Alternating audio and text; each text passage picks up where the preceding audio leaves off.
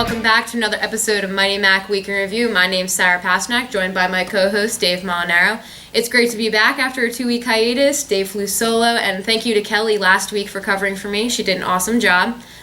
Student teaching is off to a quick start, as quick as our season was, and I got to give a new shout out to some of our newest fans from Collegium Charter, my students. Hello, guys. On to fall sports. Everyone was in CSAC play this week, so an exciting one. We're going to start off with volleyball. Headed over to Alumni Hall. They were hosting Cairn.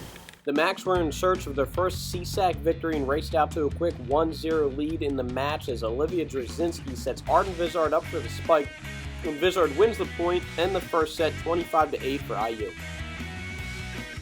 Now on to the second set. It's Drzezinski again with the perfect set. This one for Nicole Taylor, who rises up and gets the point as IU takes the second set by a score of 25-7.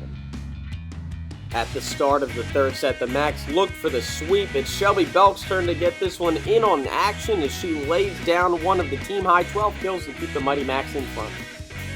Junior Gabby Guerrera put the match away for the Mighty Macs as they won 3-0. They will host Clark Summit in their Dig Pink game on Tuesday and travel to Rosemont on Saturday.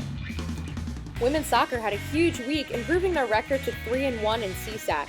They defeated Summit 9-2 on Tuesday with 8 different goal scorers, and Courtney Stinger leading the way with the first 2 goals of her career. Rachel Lamb set a new school record with 3 assists in the game. On Thursday, the offense didn't stop as the Macs beat Cairn 8-2 behind a hat trick by Mighty Mac of the Week and CSAC Weekly Honor Roll member Carly Morarki. The Macs will play Notre Dame and Cabrini this week. We're here with sophomore women's soccer player Carrie Quigley on the show. Welcome. Thank you for having me. So after a tough start to the season, what did women's soccer do, maybe as a team or individually, to really come back and fire back up to a 3-1 CSAC record? Well, I think that after our tough loss at Albright, we kind of hit our breaking point and everyone was kind of tired of losing and not scoring a whole lot in all the games. So I think everyone kind of hit rock bottom and we figured you can only go up from here. So I think that was our breaking point and everyone kind of worked hard in practices after that. And that's how we came back for CSAC. And definitely heading up from there, they scored 17 goals in a matter of 2 games. That's awesome, especially heading into Notre Dame and Cabrini. Would you agree? Right, yeah. We're really looking forward to Notre Dame and Cabrini coming up. They're really big games, and they really matter for the CSAC title and everything. Awesome. So Carrie's little sister, Carly, is a freshman on a team. What's it like playing on the field with your sister? It's really awesome. I really like playing with her. I haven't played with her since we were in middle school probably, but I was super excited when she decided to come here, and it's been great. Awesome. Well, good luck this week. Thank you. The Mighty Macs fell on the road at Arcadia, but looked to bounce back in a big way, and they did with a 4-3 win on the road at Newman to open up conference play. Freshman Lane Kennedy got the game winner. It was also her first career goal. The Macs look to make it 2 in a row on Saturday. Let's see how they did. She's a dual threat with broadcasting highlights and making beautiful kick saves early on in the game here. Sarah Pasternak clears the ball from the Marywood attack. The Macs tried to climb back in this game late as Meg Donegan scores her 3rd goal of the week falling to the turf, but it wasn't enough as the Macs were defeated by a score of 4-1. The field hockey team is on the road twice this week, Wednesday at Goucher and Saturday at Gwinnett Mercy. IU men's soccer hosted Bryn Athyn on Tuesday. Let's take a look at the highlights. After a scoreless first half, it would be the Macs offense who broke out in a big way, starting with Kyle Jumalon getting behind the defense and beating the keeper for a 1-0 lead. 55 seconds later, the Macs were on attack again in transition as Alex Noel gets his 2nd assist on the day on a pass to Alex Schuler for his 1st goal of the year and a 2-0 lead.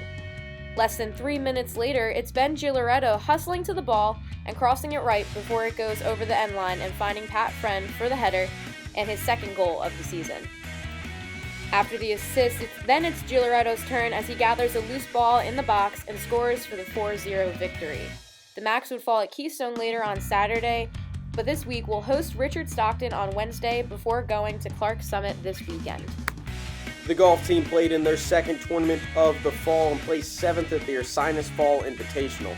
They were led by Anthony Spatico, who fired a 79.